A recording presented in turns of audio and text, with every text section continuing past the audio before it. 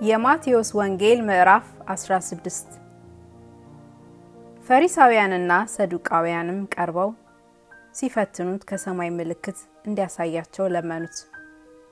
እርሱ ግን መልሶ እንዲህ አላቸው፣ በመሸ ጊዜ ሰማይ ቀልቷልና ብራ ይሆናል ትላላችሁ፣ ማለዳም ሰማዩ ደምኖ ቀልቷልና ዛሬ ይዘንባል ትላላችሁ።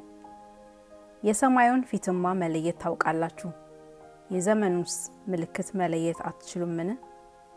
ክፉና አመንዝራ ትውልድ ምልክት ይሻል፣ ከነቢዩም ከዮናስ ምልክት በቀር ምልክት አይሰጠውም። ትቷቸውም ሄደ።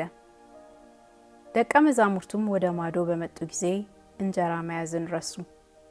ኢየሱስም ከፈሪሳውያንና ከሰዱቃውያን እርሾ ተጠንቀቁና ተጠበቁ አላቸው። እነርሱም እንጀራ ባንይዝ ነው ብለው እርስ በርሳቸው ተነጋገሩ።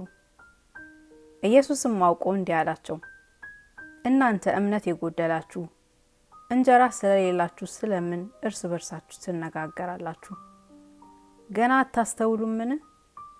ለ5,000 5 እንጀራ ስንት መሶብ እንዳነሳችሁ ትዝ አይላችሁምን? ወይስ ለ4,000 7 እንጀራ ስንት ቅርጫትም እንዳነሳችሁ ትዝ አይላችሁምን? ከፈሪሳውያንና ከሰዱቃውያን እርሻ እንድትጠበቁ ብዬ ስለ እንጀራ እንዳልተናገርኳችሁ እንዴት አታስተውሉምን? እነርሱም ከፈሪሳውያንና ከሰዱቃውያን ትምህርት እንጂ ከእንጀራ እርሾ እንዲጠበቁ እንዳላላቸው ያን ጊዜ አስተዋሉ። ኢየሱስም ወደ ፊልጶስ ቂሳሪያ አገር በደረሰ ጊዜ ደቀ መዛሙርቱን ሰዎች የሰውን ልጅ ማን እንደሆነ ይሉታል ብሎ ጠየቀ። እነርሱም አንዳንዱ መጥምቁ ዮሐንስ፣ ሌሎችም ኤልያስ፣ ሌሎችም ኤርሚያስ ወይም ከነቢያቱ አንዱ ይላሉ አሉት። እርሱም እናንተስ እኔን ማን እንደሆነ ትላላችሁ አላቸው። ስምዖን ጴጥሮስ መልሶ አንተ ክርስቶስ የሕያው እግዚአብሔር ልጅ ነህ አለ። ኢየሱስም መልሶ እንዲህ አለው፣ የዮና ልጅ ስምዖን ሆይ በሰማያት ያለው አባቴ እንጂ ስጋና ደም ይህን አልገለጠልህምና ብፁዕ ነህ። እኔም እልሃለሁ አንተ ጴጥሮስ ነህ፣ በዚች ዓለት ላይ ቤተ ክርስቲያኔን እሰራለሁ፣ የገሃነም ደጆች አይችሏትም። የመንግስት ሰማያት መክፈቻዎች እሰጥሃለሁ። በምድር የምታስረው ሁሉ በሰማያት የታሰረ ይሆናል፣ በምድርም የምትፈታው ሁሉ በሰማያት የተፈታ ይሆናል።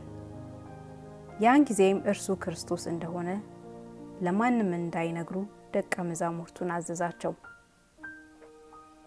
ከዚያን ቀን ጀምሮ ኢየሱስ በኢየሩሳሌም ይሄድ ዘንድ ከሽማግሌዎችና ከካህናት አለቆች ከጻፎችም ብዙ መከራ ይቀበልና ይገደል ዘንድ በ3ኛውም ቀን ይነሳ ዘንድ እንዲገባው ለደቀ መዛሙርቱ ይገልጥላቸው ጀመር። ጴጥሮስም ወደ እርሱ ወስዶ አይሁንብህ ጌታ ሆይ፣ ይህ ከቶ አይድረስብህ ብሎ ሊገስጸው ጀመረ።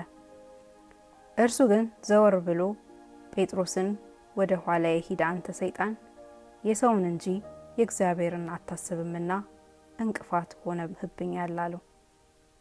በዚያን ጊዜ ኢየሱስ ለደቀ መዛሙርቱ እንዲህ አለ፣ እኔን መከተል የሚወድ ቢኖር ራሱን ይካድ፣ መስቀሉንም ተሸክሞ ይከተለኝ። ነፍሱን ሊያድን የሚወድ ሁሉ ያጠፋታል፣ ስለ እኔ ግን ነፍሱን የሚያጠፋ ሁሉ ያገኛታል።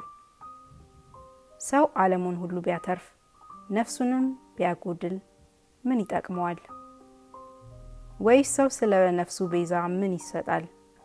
የሰው ልጅ ከመላእክቱ ጋር በአባቱ ክብር ይመጣ ዘንድ አለውና ያን ጊዜም ለሁሉ እንደ ስራው ያስረክበዋል። እውነት እላችኋለሁ የሰው ልጅ በመንግስቱ ሲመጣ እስኪያዩ ድረስ እዚህ ከቆሙት ሞትን የማይቀምሱ አንዳንድ አሉ።